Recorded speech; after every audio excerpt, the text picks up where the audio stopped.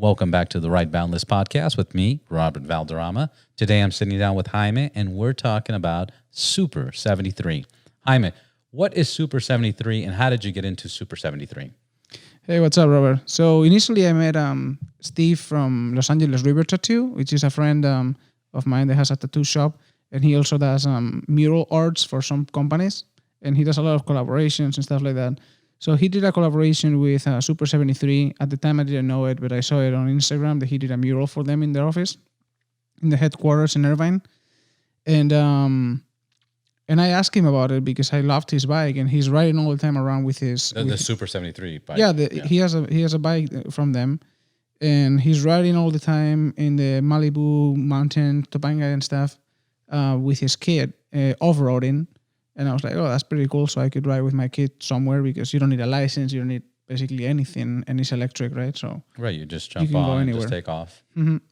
So I asked him about it. And he said, oh, I actually got a pretty good deal because I did this mural for them. And he recommended me to contact Michael. So he gave me his email and he gave him a call and said that I was going to contact him. So I initially talked to Michael and presented him like an option to do a collaboration, and I went to visit them in Irvine because we were working pretty closely to the office, and ended up being two bikes that we designed together, and I've been riding them since then. One of them really carefully that I keep in my house. There is one that is discontinued that they don't make anymore. There's a Super 73 OG. OG, yeah. And then the other one that Colin keeps, he commutes from his house to his shop at, Rogue Collective. In downtown LA. In downtown LA pretty often. And he keeps it up at display when he gets there, right? Yeah. So, yeah, he's traveling a lot with that one. That one has a lot of miles, but mine is pretty well taken care of. Except the Rio ones, wheelied one of them being mine. The Dyna Days? At Dyna Days, actually. Dyna Days. So you had the Super 73 with the Los Pepes logo, the OG, the one they stopped making, and Rio took it out for a spin, tried to do a wheelie, and ate shit. I think it was in the second or third wheelie that he was like, "Oh my god, I did a wheelie! Watch me!" Sad. It always happens. So sad. Let's give Michael a call right now. He's the founder of Super 73. He's going to speak about the journey and all the influencers and all the people that have been part of Super 73. And we'll even get some information and secrets of why they're so successful.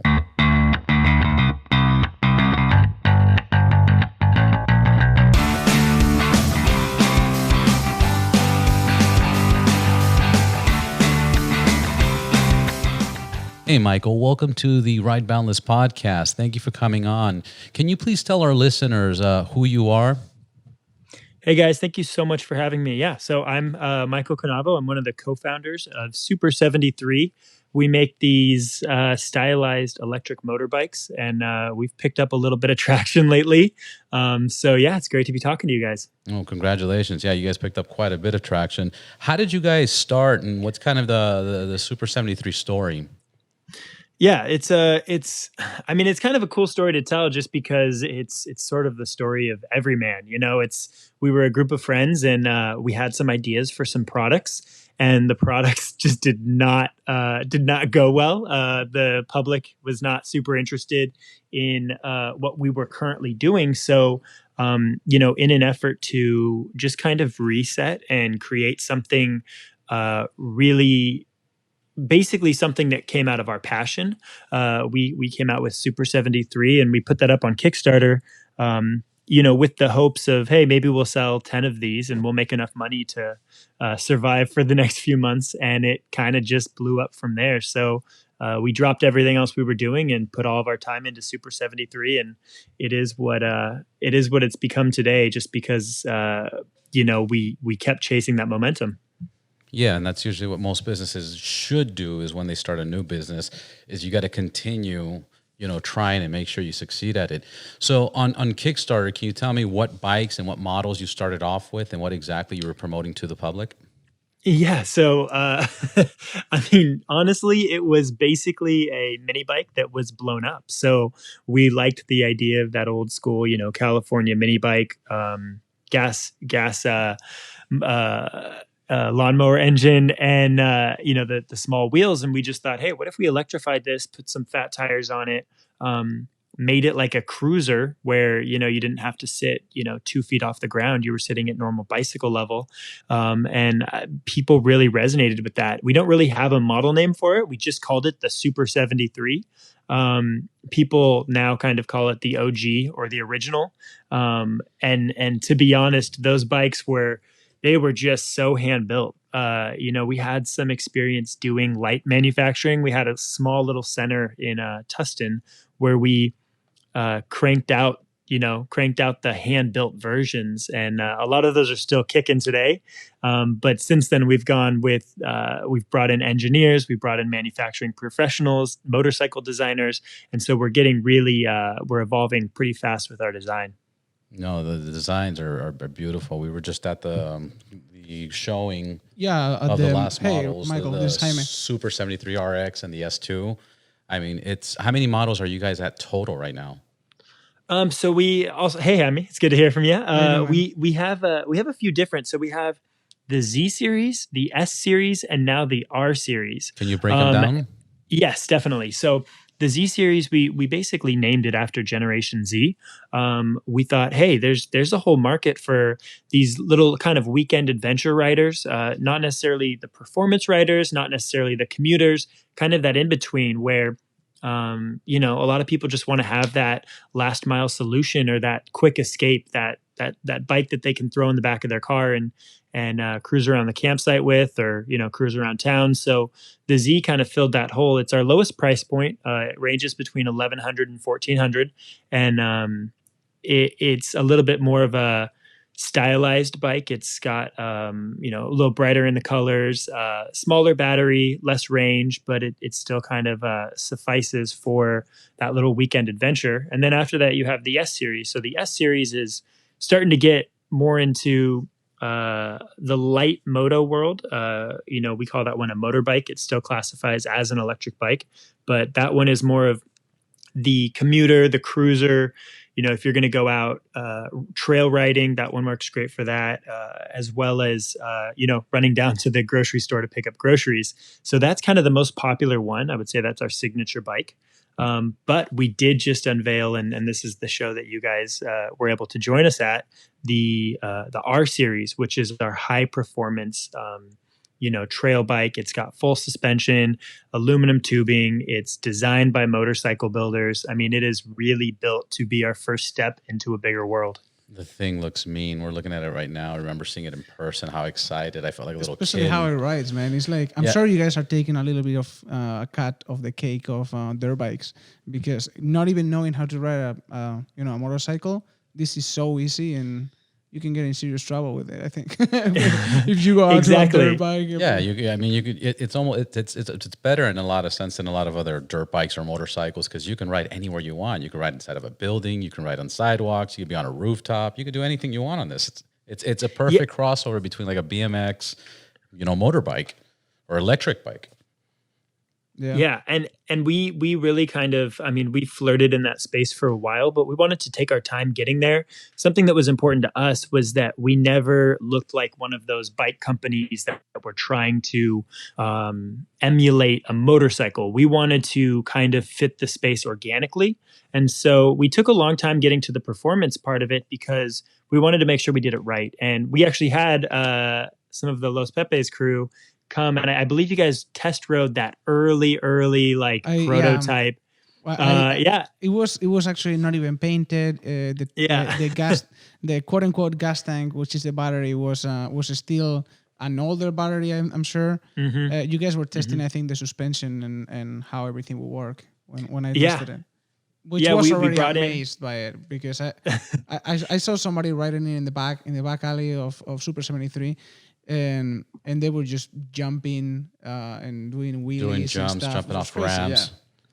Yeah. And that's, we brought in Parker Pittman. He's a professional stunt rider for motorcycles. He was riding with Husqvarna at the time that we picked him up, and he became a full-time employee, just helping us R&D these bikes. Like, hey, Parker, here's a new one. Go break it. Tell us where it broke. Sorry about that. And basically, Parker was instrumental in helping us get to a point in our design where we felt like, hey, this could hold up if we hand it to a a dirt bike rider or a motorcycle rider. And that was kind of always the goal, was to get to that point. Yeah, we were just talking about that once we left the show. We were thinking, we're so excited to test one of these in a dirt bike track or something like that. Yeah, take it off roading. I have a quick question, Michael. When you say, you could, because you mentioned you could put it in a car, like how do you usually transport this? How small of a car, or what's usually the requirement? Sure. Do you guys make roof racks? Do you guys make anything that hangs off the back of the trunk? How do people travel with these? Yeah, I have endless stories of customers showing up in a Honda Civic and us figuring out ways to get these bikes in the back of their cars. And what's actually so great is because we really do cater to a motorcycle crowd. And when we pick those bikes up and put them in sideways in the back of their car, there's no oil, there's no gas, there's no leaking, there's no grease.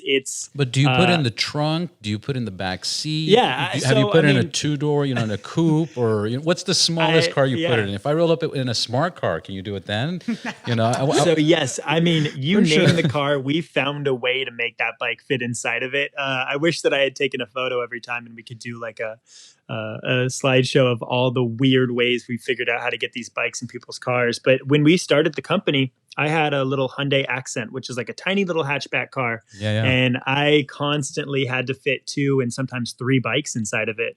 So, folding down the seats, you get pretty creative with it. I've since switched to a Tacoma just because I was so sick of scratching up the interior of my car. So I'll just I've thrown as much as 10 Super 73s in the bed of my Tacoma before. That's amazing. And so they're easy to move, and that's what's so great is you just grab it and go. And they're a little heavier. The day that I picked up the 2 of Los Pepes, it was probably one of the hardest days of my life, just because I did not want them to touch each other for one little bit. So yeah. Did you go in your Prius? No, I went in Casey's Honda Pilot. And still, fitting 2 of them without touching each other was definitely a challenge.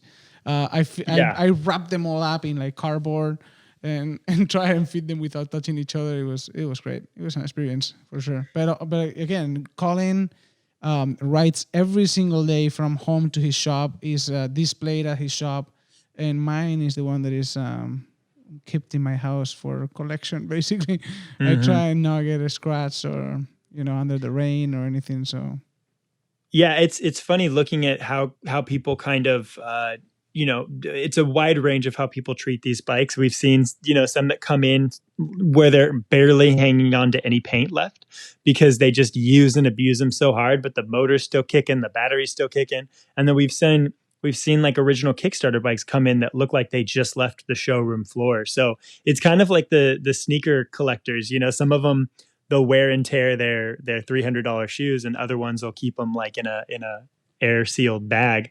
So it is cool to see it's cool to see the difference between the 2. Yeah. So anyway, yeah. I only picked the OG because I knew that you guys were gonna stop making them, and yes. I wouldn't be the only one who had it. The customized Los Pepes OG. So I was like, well, I'll keep this one, and it's in the middle of my living room. How many bikes have you guys built today? Like how many numbers, like how many models, and then how many in quantity, and how far is this reaching? Is this just in LA? Is this worldwide? Is this going to Mars with Tesla? So we're currently working on the first few years that we were in business, we were not so great at keeping records. It was more of just a survival thing. So we've brought in people to kind of backtrack and see what we've done every year. We're in the tens of thousands, which is really cool to be able to say. Amazing. Now that's yearly, right? Or monthly? We're in the in total. The business has been out for about 3 years, right? Yeah, so we're pushing 4 years now. So we're in the tens of thousands.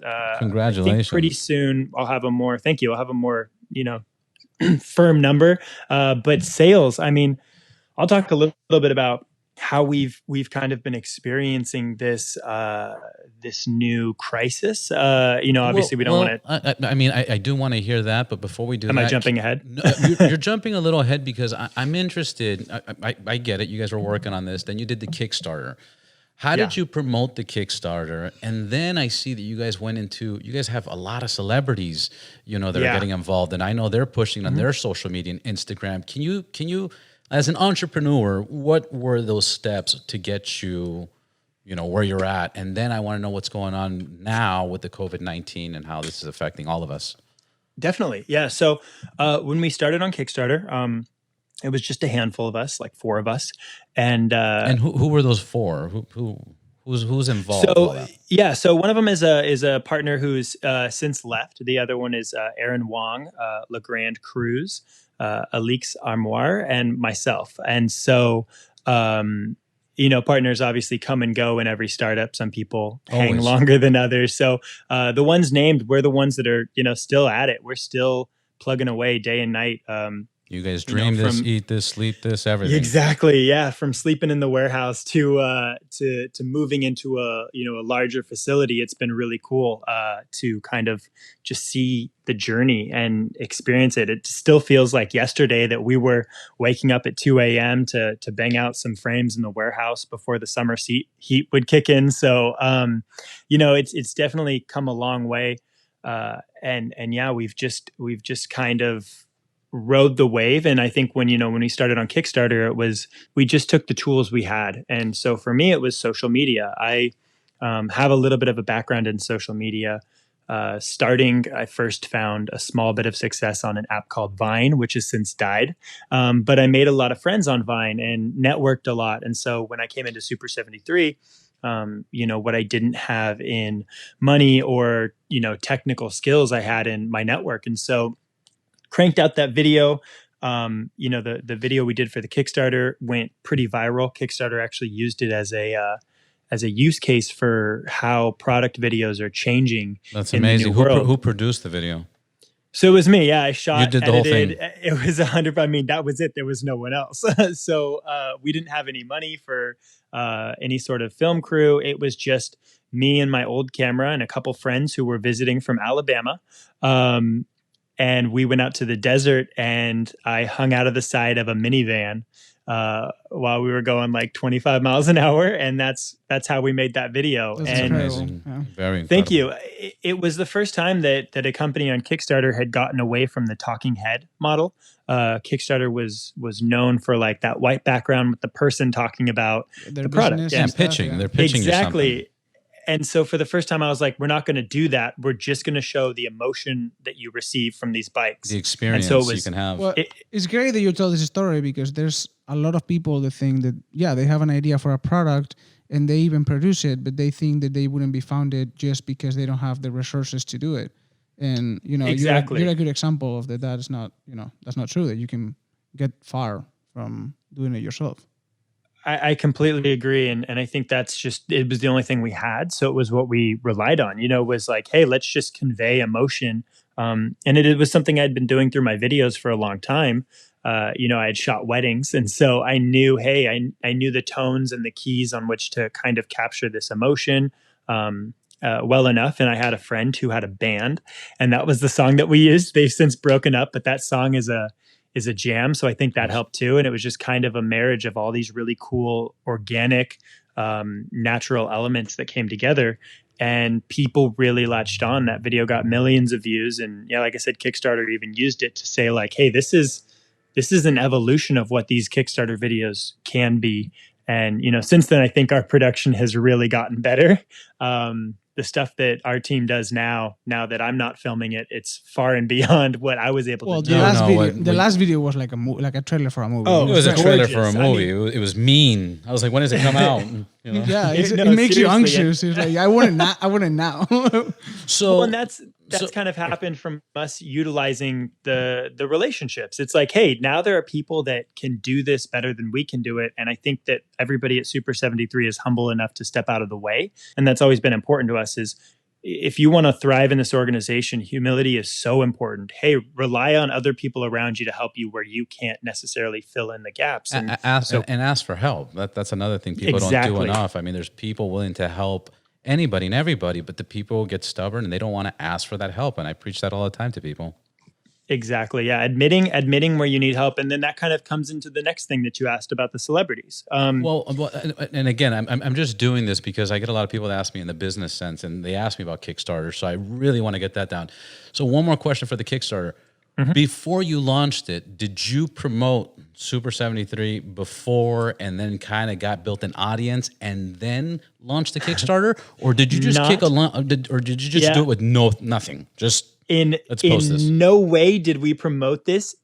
Prior. Like, I can't, like, it was, we did a terrible job when you think about it, because we didn't even run ads during the campaign. And that's something that's such a no-brainer. You guys didn't even run ads? We didn't have any money at all. Like, I was living on Little Caesars pizza. So where does ad money come from? And so we weren't even running ads. It was all 100% organic. And looking back, it's like, you know, obviously we're so happy with what we did. We did it for a reason. Everything happened for a reason. But I think, like, well, what would have happened if we had, you know, a budget to run some ads? And obviously we're happy with what's happened. Turnout, but yeah.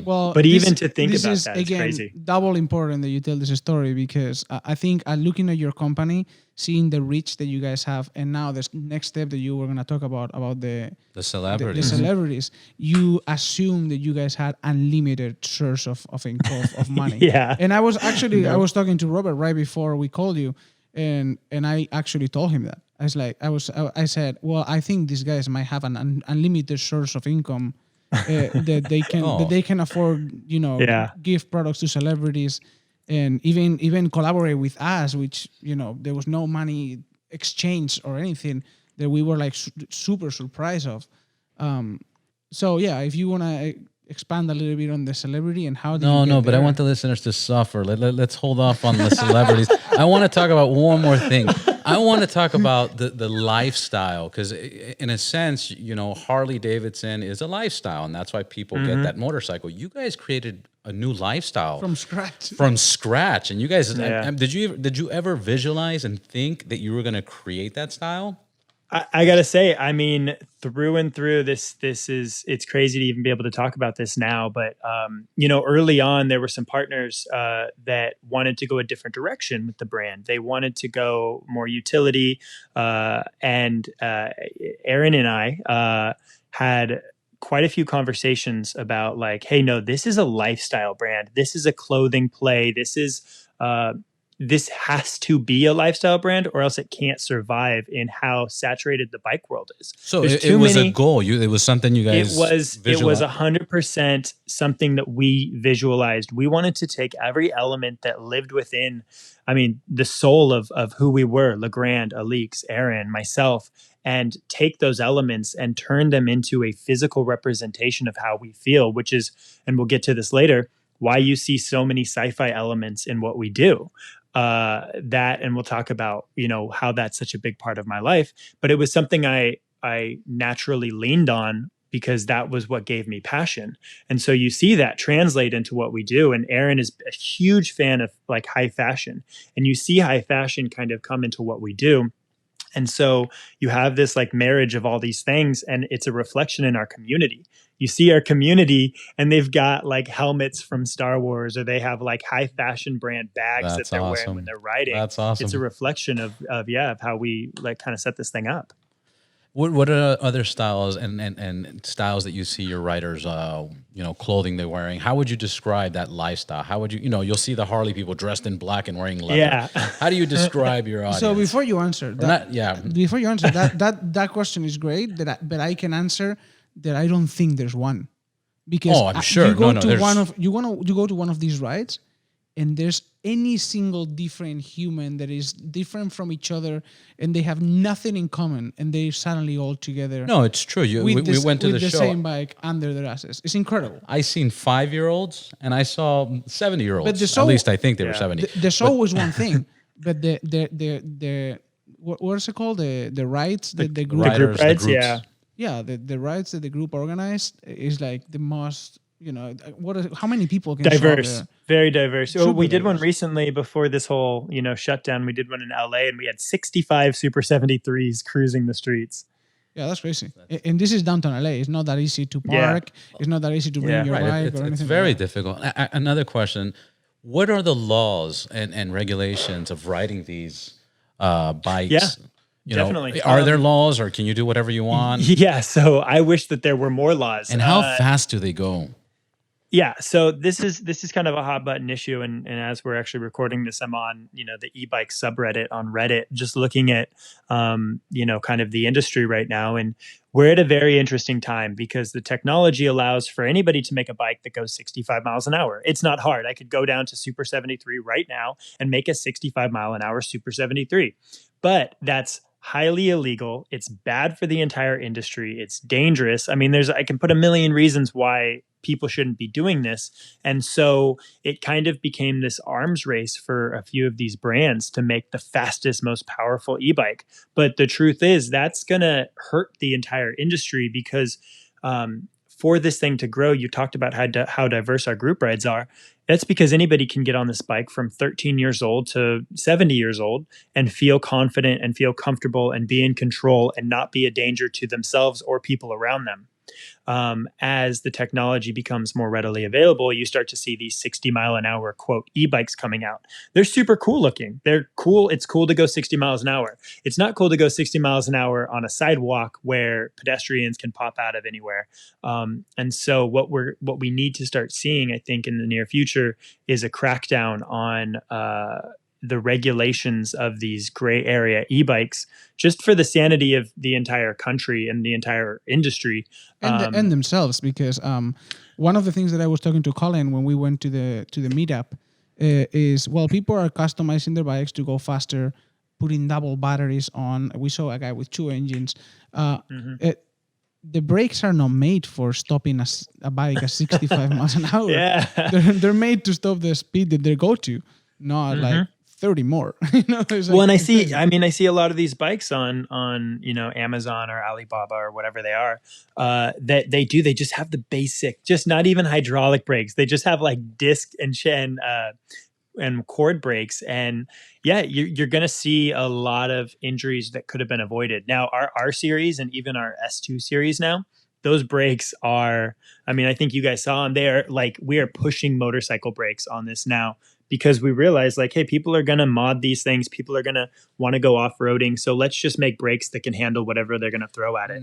So that's kind of a precaution we've taken. When we're talking about the brakes, can you describe the brakes? Are we talking about like old looking bicycle brakes with the cable? Or is it disc brakes? What so are you using exactly? The pick and pull e-bike companies are using just the old school bike, like, disc and cable brakes. But we use the hydraulic brakes now, and we just switched to even a thicker rotor, which I'll pull up those exact stats so I don't. And the brake caliper has a pad and everything, just like a motorcycle. Oh yeah. So we've got the brakes with the pads and then the adjustable hydraulics on them. Is this custom made for you guys, or is this something that's always existed? So this exists basically for mopeds. But right here we've got the Tektro hydraulic 2-piston forged aluminum caliper, 180 millimeter front and rear rotors. So, I mean, we're talking some big time heavy duty brakes. And the reason for that is just because, people like to go fast. Exactly. Right. And you got to take into consideration people's weight if they're going down a hill. I mean, there's many things to consider. Yes. And so we'd rather have more than enough stopping power that you don't need rather than being in that position where it's too late. And so I think we're going to start to see that more often. Yeah, no, absolutely. Now let's talk about the celebrities. Let's talk about, we were at the show and I saw you had a Fresh Prince of Bel-Air bike for Will Smith. I heard the rumors about the bikes you had for Madonna. How did you get, one of the biggest questions is, how did you get these celebrities and who was the first one? Who was your favorite one? Yeah, definitely. So like I said, we have a rich tradition or a rich heritage of being broke. So in the beginning, now, obviously it's not the case. We're way beyond that hump now, but back in the old days when it was like the grind, back before we got our first series of investment, before we kind of got over that first hump. When that happened at that time, I had negative $700 in my bank account. So I needed to make $700 just to get back to zero. Right. And my phone line was being shut off. It was just, I was selling everything I owned just to kind of keep the lights on. And this was obviously very early on in Super 73. Yes, I was buying a Little Caesars pizza and I'd break it up over like 3 days. Right. $5 pizza, Exactly. Break it up. Yeah. Yeah. So I looked great just on the premise of eating. Yep. Oh yeah. Eating once a day and working a ton. But yeah, so we didn't have money. A lot of people assume that, we're throwing money at these celebrities. We still to this day have never paid a celebrity for any kind of endorsement, any kind of post. And that's something that as long as I'm here will remain. Just because that you get true, actual, organic, and integrity-based posts and content out of that. So early on, we were hit up back in the Kickstarter days by Andy Milonakis. I don't know if you guys remember Andy Milonakis, but he was a no, tell me. He was a star from MTV. And he's this guy that I believe is like 45 or 50 now, but he has he has something that makes him look young. I should look up exactly what that is, but basically he was famous for having a TV show where he looked like he was 13, but he would be doing stuff that a 40-year-old, like drinking beer, smoking a cigarette. Exactly. And people would freak out. And so anyways, just a little bit of backstory there. But he hit us up and we were big fans. And so we were like, hey, let's come out and we'll give you a bike. And he was with this YouTuber named Jesse Wellens. And kind of fast forward a little bit, Andy Milonakis ended up selling his Super 73. He was moving or something and he sold it to Jesse. And Jesse Wellens, who is a YouTuber, kind of fell in love with it. And he is, I would say, instrumental in those early days of kind of getting our brand out there. We did a collaboration with him when we launched the S1 called the Rose Ave. And we had a couple celebrities before that, but that really put us on the map. And from there, it has just been a steady stream. And I really think it's because they see what we're doing. They see how hard we're working and they want to be a part of something that kind of connects them to that American dream. So a great example, Joel McHale, comedian. He was the host of The Soup, star of the show Community. He's been in countless movies. He found us on Instagram and hit us up and he was like, hey, I love your bikes. Would love to buy one. I was like, well, I'll give you one. Cause obviously we were big fans. I've been a huge fan of him. Drove up to his house. And he was just the nicest person that I could have ever met. He brought us in. We had drinks. We had some food in his house, just hung out with him. And then he was on Conan the next week and he gave us maybe the best shout out we've ever gotten. And said our name about a dozen times, talked about our company. And from there it was like, felt like we were. And it was all just emotion. It was natural. It wasn't discussed. It wasn't planned. He just did it because he loved your guys' product and vision. And and then the same with Will Smith. It was basically the same story. He hit us up and was like, love what you guys are doing. Would same love to thing, take some Instagram. Bikes down to Cartagena. Yep. Hit us up through Instagram. I mean, that's where we've connected with everyone from Justin Bieber to, Warren Sapp. And so, yeah, we connected with Will and I got to tell the story of Super 73 to him, kind of like we're doing right now, just sitting with him, chatting, and he was asking questions, super inquisitive, very much felt like a podcast that wasn't being recorded. That's hilarious. And thorough. 2 or 3 days later, he shoots us a message and he said, this is a thank you for all of your hard work. And then posts a video on Instagram, tagging us. And the video gets 15 million views and it's him riding the Super 73. And it's just like this huge viral kind of meme that he did, and that thing blew up. And I mean, when I say that we sold hundreds of bikes, it was just like overnight. You couldn't even fulfill them, could you? No, I mean, that's the thing is it would would pull us out of stock, but the orders would keep coming in, and we would say, hey, out of stock for 90 days, and it wouldn't slow Out of down the stock for orders. 90 days. Could you imagine telling that? That is amazing. I mean, there was a point where we were out of stock for pushing a year on a certain bike, and people just kept adding their name to the list. And we'd say, "Hey, heads up! It looks like it's going to be like 8 months." And they were like, "Yeah, no problem. I'll wait," because they wanted the bike I feel bad. I feel like Will Smith is also a great person to do that, because Absolutely. he only does it with people that he really Oh yeah. With visions, and and maybe that's why he was so thorough with the questions, because he got a feel for who you guys are, and he saw that this is a real, honest thing that you guys have created for the public to enjoy. I've seen him Absolutely.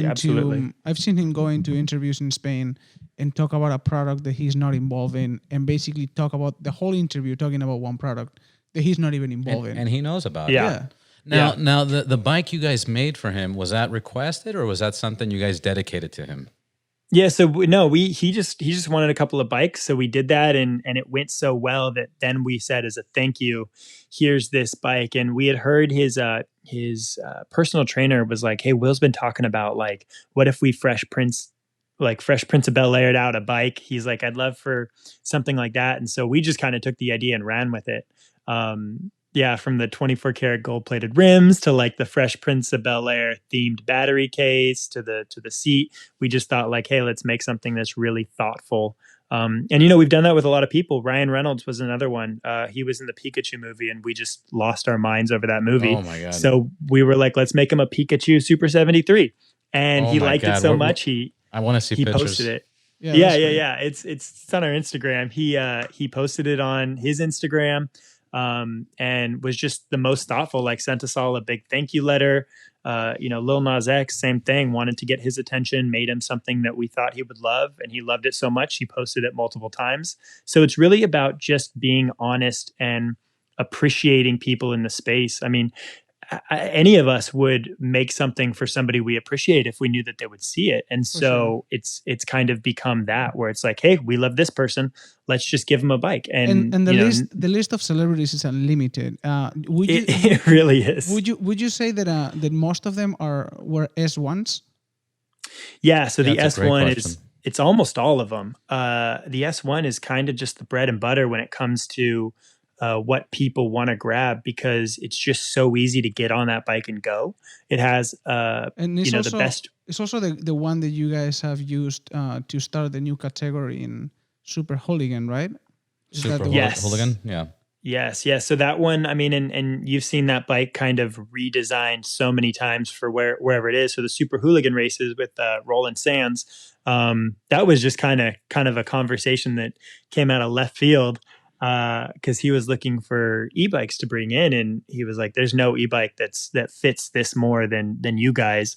And so we partnered with him on that and did a whole race across the country. A bunch of different heats, And it's exclusively just your guys' bikes.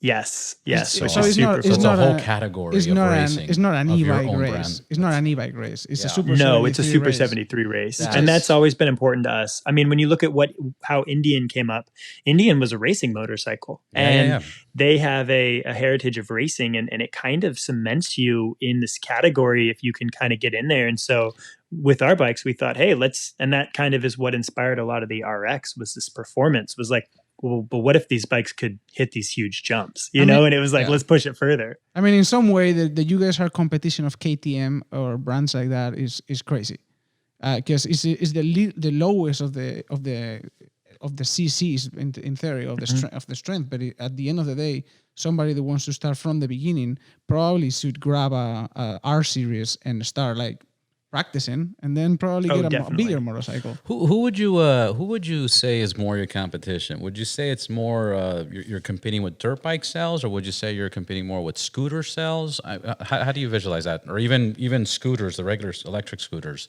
the ones usually with the foot. The reason we have kind of fallen into the place we've fallen into is in an attempt to just avoid competition. It was like, we looked at the bike market and we're like, shoot, there's a new bike brand coming out every single week. And we looked at the motorcycle space and we thought, wow, there's a lot of players in this, but it really is just the main, you got like the main 4 or 5 brands. And so we thought, well, what if we did something that kind of subverted those sort of genres and filled its own lane. And that's where Super 73 came out of. And since then, I mean, I can't even begin to count how many, I'll say inspired by bikes have come out that look just like ours, act just like ours. And it's kind of started a new genre. I would say that right now we're starting to look at companies like Harley Davidson, who are getting more into like this sort of mid-size electric, not quite a light electric moto, just under it, providing that solution for people, and we're starting to compete with them. We don't play in the bike space almost at all anymore. We don't compete with traditional bicycles. We don't do their sales model. We don't. I mean, it's a different mode of transportation, and while they may share the same lane from time to time, the use cases are so different. So we've been lucky enough to kind of avoid competition, and I know, we all know it's catching up. It'll kind of be here sooner than we know it. Absolutely. And so just kind of building a product lineup to be able to stand up against those guys is what's important. So I've only seen one time your guys' Super Hooligan races, and it was at the beach. What was it called? That beach is like an event in the beach that Roland Sands organized. Yeah, the one in Huntington Beach. Yeah, that one. The what is it, the Moto Classic the Moto Classic. Moto Beach Classic. The Beach Classic. Yeah. And I got amazing pictures of you guys riding and actually Parker dressing like a stunt trooper. About 3 or 4 feet from the floor. Flying, that's a great photo, by the way. Flying with one of those S1s. Yep. I have 2 questions from there. Number one, do you think that the evolution of the Super Hooligans, the Super 73 category, will turn now and start being the R series? And number 2, why is Parker dressing like a stormtrooper? So I'll start with the R series and the hooligan race.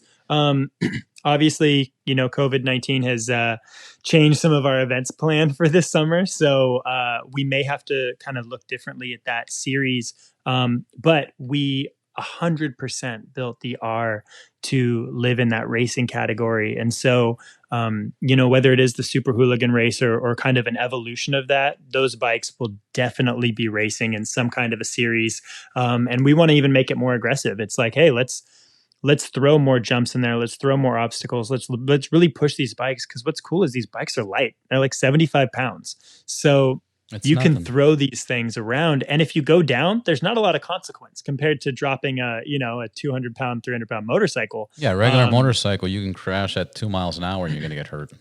Exactly. So this, with having that lack of consequence, it's really allowed our riders to push it sometimes too far, but definitely push it further than normal. And so we're going to kind of let that space evolve. And I think that we'll see a really cool kind of new version of racing, whether that's more obstacle based or potentially more long distance. I'm excited to see what, probably 2021 at this point holds. Yeah. And I asked this question earlier about the rules and regulations and the laws. Do you need a special motorcycle license? Do you need a license? Do you need anything to ride these things? No, so no license or registration needed. And that's always been super important to us. And that's why I talked about that 60-mile-an-hour e-bike thing. We're not going to do that, because that comes with an entire new classification system, license, registration, insurance. Right now, you can buy one of our bikes today on our website, like an S1, a Z1. You'll get it in 3 to 5 business days. You build that bike and you're allowed to ride it right off the gate. What's the website? Our website is super73.com. Nice. Yeah. So anytime any one of those bikes, obviously the pre-order bikes take longer, but all bikes we sell on our site do not need a license or registration. So we're proud of that. No, that's a big deal. I mean, how much money are you saving on registration cost? How much money are you saving on gas? How much money are you saving on insurance? I mean, you can realistically just rely on taking Ubers and have your Super 73, and that's it. Honestly, the best part for me from those bikes is I'm the laziest person alive, and I've never pedaled once. Now, do those pedals work? I'm sure they're there. Okay, they're there. They're there, and they move, right? Yeah, so actually the R series, we for the first time really focused on ergonomics. So the Z series and the S1, and even the OG, that's a little bit of a tighter fit. The bike is kind of developed way more for throttle first, but these new bikes, you can actually get that full extension on that pedal. So while it's definitely not as fun to pedal these bikes, if you are stranded, you don't have to worry at all about getting home. That's awesome. And then how long does it take to charge, and how long does the charge get you? So yeah, I mean, all of our bikes take about 3 to 5 hours to charge. And it's a regular home plug. What is Yep, it? just a normal plug. The little charger looks like a laptop charger. Just plug that in anywhere you need to, and then you're getting between 20 and probably 60 miles to the charge, depending on which bike, depending on which rider you have. So the Z1 is obviously got the smaller battery, so depending on your riding conditions, it's the electric kind of has a big window, but you normally get around 20 miles to that one. And then those new RX series, you're pushing 40 miles easy, and if you're very aware of how you're riding, you can get it up to 60 if you're throwing pedal assist on for hills and stuff like that. That's awesome. Yeah, I've gone far with 0% effort. Stone Troopers.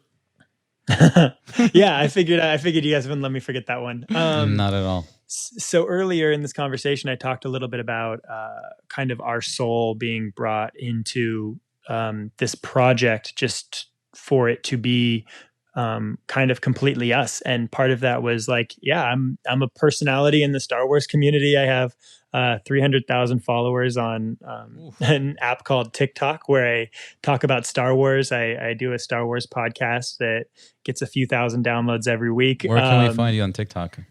Yeah, so I mean, on all platforms, my user is Rexin, REXIN_around. Nice. It's very interesting. I can't tell you how it happened. I initially got on TikTok because I was trying to figure out like, hey, how do brands advertise on here? Because I really wanted to get Super 73 in. And so I was working with my marketing team, and I was like, well, guys, let me try to upload a video and just kind of see what happens. And then that video got 1 million views. And I was like, okay, so I think I did it. I was like, let me try to do it again. The next day I uploaded another video, and that video got 1 million views. And I was like, okay, Jesus. so I understand. This program is broken. The algorithm. You're like, this program is broken. Yeah, your screen's cracked or something. No, that's amazing. Yeah. Continue. So I kind of solved the algorithm on TikTok really fast. And as a result, Super 73 is in a lot of very big videos on TikTok. What I did was I was like, well, my videos keep blowing up, so I'm going to put Super 73 in the background. So if you look at a lot of like the majority of my videos on TikTok, there's either a bike in the background or a giant Super 73 logo, or we're in the actual showroom. And so I found a way to kind of bring the two together. But then, if you want to predate that, one of our earliest viral projects was we teamed up with 2 big YouTubers, Casey Neistat, Jesse Wellens. We turned a couple of our bikes into speeder bikes from Star Wars. Oof, and nice. we raced them. Yeah, we raced them through Manhattan, which is super cool because when I tell people that, I mean, almost everybody in the Star Wars world knew about that video when it dropped. It was like one of the most viral videos of the year.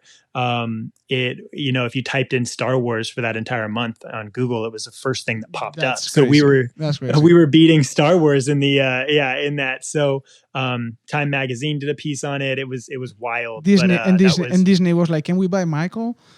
Well, so I got the nicest cease and desist from Lucasfilm I've ever seen. It was like, wow. It was like, hey, we love what you guys are doing. This is so cool. We love that you're big fans. Don't do it again. So you owe us money. And you guys had to pull down the videos or anything, or no? So they just don't do it again. They ended up using the videos for their own marketing. So they had a video game coming out, and I wisely initially was like, hey, if we want this to get recognized in a major way, we need to bring in some of these elements. So I actually had a friend build the suit of armor from the video game, and then we had that suit of armor make a cameo. We had that character make a cameo in our video, and I was aware that like, hey, Lucasfilm, EA Games, they're going to want to use this. And they ended up doing it. They broke it down into a bunch of GIFs, and they used that for their marketing on social media. So it actually worked in that way too. So it goes deep in research and yes. involvement, let's just say. It's not an accident. But A lot of people think I just wake up in the morning and act randomly and just kind of do whatever I feel like doing and go wherever the wind takes me. And while it may look like that, there's actually a good amount of thought that goes into it. I've even seen, I think, one of your videos of you in Disneyland having a little argument with confrontation with stormtroopers. Yes. Yeah. So it's funny because of my personality. A lot of the cast members in Disneyland follow me on social media. So when I show up, they've taken it upon themselves to harass me when they're in character. So that's actually resulted in a ton of huge videos that have come out of Disneyland, and that actually got me. Disney flew me up to San Francisco to create some videos at Lucasfilm. That's crazy. Which was super cool. Yeah, they flew me up in a chartered jet, which was insane. And yeah, I made videos with the props from the movies. I made videos with the actual droids from the movies. So that was a really cool moment where. How long have you been dressing? How long have you been doing this? Yeah, so I don't. It's funny. And it's doing this. It's something that it's easy for people to kind of poke fun at, because you think about like the conventions and you think about like that sort of nerd, and it lends itself to jokes. But I've kind of decided to just own it and be I'm gonna cut you right there. I have a Harry Potter wand tattoo in my leg. I'm nobody. Nice. I'm nobody to make fun of you. Yeah. A lot of the motorcycle people I've noticed, they've got an attachment to some sort of to something. Everybody, everybody does. Just because it's a little different, that doesn't justify anything. But everybody has their niche, their favorite, the things they love. When I saw Jaime's tattoo on his leg, I was like, what's that?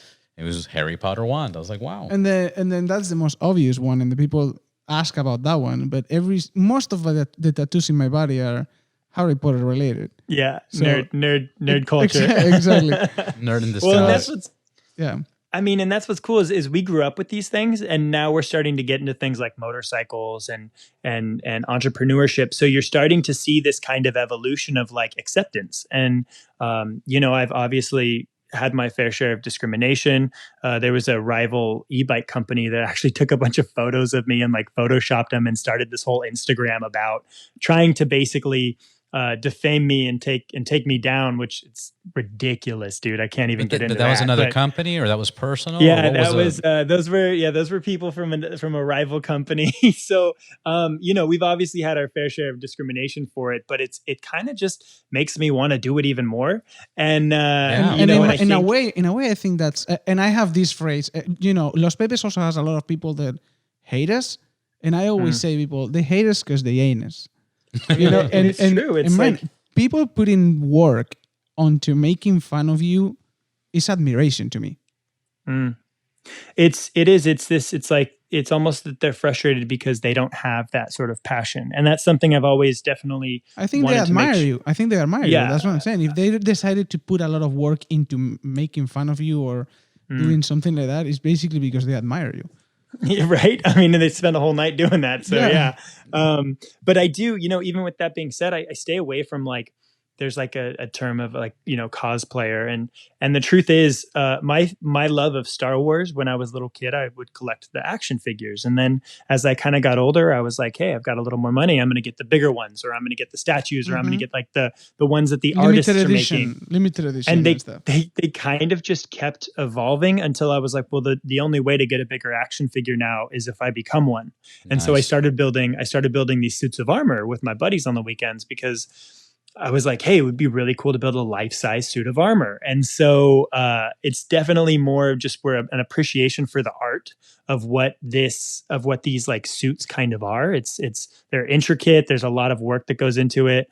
There's the painting, the bondo, the shaping of it, cutting it, sizing it. It takes a lot of work. It's like an art. Absolutely, it's an art. And each one's different. Although right now, I'm sure you're pretty dangerous, because I've seen your 3D printer. Now it's a whole new ball game now that Super 73 got that 3D printer. I hit up Ian, our designer, and I was like, hey, so I just got these files for a jetpack, And he was like, Yeah. well, No. okay, so I'm 3D printing some prototype parts, so it's gonna have to wait. And I was like, yeah, no, it can wait, but maybe if the printer is free at some point, we can slide the jetpack into it. It's So never ending. It's never ending. we're starting to get bigger with So it. how often do you guys do a post on episode on your podcast? Yeah, so we actually, what is the name of the podcast and how can we find it? So the podcast, the name is The Rexin' Around Show, and that actually came from somebody who tried to make fun of me. One day I showed up and I would vlog, at these Star Wars events, and somebody goes, "Oh man, The Rexin' Around Show is here." So I thought, how better to take away that ammo from them than to name the actual podcast The Rexin' Around Show. So Genius. Absolute so yeah, genius. it's called The Rexin' Around Show. We talk weekly about Star Wars. We have guests on, and it's kind of just our outlet to hang out and talk Star Wars. We've found a bunch of people along the way who don't necessarily have a community around them. And that's why, obviously Super Squad, that Super 73 community is so important. And we've known that you need community. When you love something, same with Los Pepes, you found people that they like the same thing and you want to spend time together, and it cultivates this environment of creation and of evolution. And so that's kind of what we did with the Star Wars podcast, was like, let's just put it out there, and people really clung to it. And, we've built quite a following off of just being ridiculous. We'll throw stuff at each other on podcast. We yell a lot. We do funny little bits. And so it is just kind of a wild impressions. I've seen a couple. Yeah, that one, obviously. The most embarrassing things I do always seem to blow up. So keep doing them then. Then keep doing what you do best. And I do want to join you one day at Disneyland, because I've never been yet in the Star Wars land. Oh my gosh, you guys, when Disneyland opens back up, we have to go. I obviously, as being Rexing around, I've been lucky enough to get all these perks where I don't have to wait in line anymore. That's a huge perk. Yeah, so the cantina, which is normally like you got to book a reservation a week in advance. We just kind of get to sneak in the back door, and same with the rides. Have you been at Club 33? I was just gonna ask. No, so my Star Wars celebrity, I guess if you want to call it, kind of starts and ends in Star Wars land, and then it'll kind of branch into Tomorrowland a little bit. It is funny. There's certain parts of the park where, people could care less about who I am. And then there's other parks where, I'll get approached every 2 minutes for a photo, it's insane, dude. It's really funny. It's a great feeling kind too, of, I imagine. It definitely makes it more fun. I won't lie. But it is funny to you're somebody in this certain area of the world, but as soon as you leave that certain area, you're just a normal, you're just you again. And so it is kind of fun to turn that on and off. That's so awesome. Michael, one last question. It seems like everything you touch turns into gold. Obviously you started, and where you're at now is completely different. What would you recommend or tell the audience about, how to start a business or how to live their life? What would you recommend? Well, first off, that's the nicest thing to say. Thank you so much. There is a lot of failures that have kind of fallen through the cracks of the success. But that's the thing, is it's just keep going. I think what happens a lot of times is people don't get those instant results. And so they're very quick to move on to the next thing, when maybe that thing just needed a little bit more maturing. Maybe it needed a little bit more love. And so I always say, continue pouring into it until you have no more passion to give. People who succeed, it's the people who want it so badly that they want it more than, they even want to breathe. And so by putting that amount of passion and drive towards it, if that thing is not successful, then something will branch off it that becomes successful. So it's just a matter of continuing to move forward. I believe in that, and thank you so much, Michael. Thank you for your time. Thank you for being on the Ride Boundless podcast, and we'll check in maybe down the road. Let's just repeat again his names and Where can we find you on Instagram, on Twitter, on Facebook? Personal Super 73. What's your cell phone number? No. So my address is thank you guys. First, thank you so much for having me. You guys have always been the best, and your community is amazing. I love being a part of it. Anytime. If you'd like to find find anything Super 73. We're Super 73 on all accounts, and our website, super73.com. And then myself, it's Rexin Around, like I said, REXIN_around. I'm that on all platforms. And then rexinaround.com. So yeah, either one of those things, it's pretty easy to get to. Thank you so much, man, for joining us. Thank you, Michael. Have a great day. Thank you for having me, guys. And we'll see you soon. We'll see you on the next one. Yeah, you too. Stay safe. Thank you, man. You too. Bye. And that's it for this episode. Thank you so very much for listening. If you liked it, please make sure to subscribe on Apple, Spotify, YouTube, on everywhere. Wherever you're listening to this, there's a subscribe button. Please click on it. It helps the podcast. It helps the guest. It helps all of us. And make sure to follow us on Instagram at Ride Boundless to see amazing pictures and contents and videos of the people we are speaking to. Until then, see you next week. Ride safe, ride hard, ride boundless.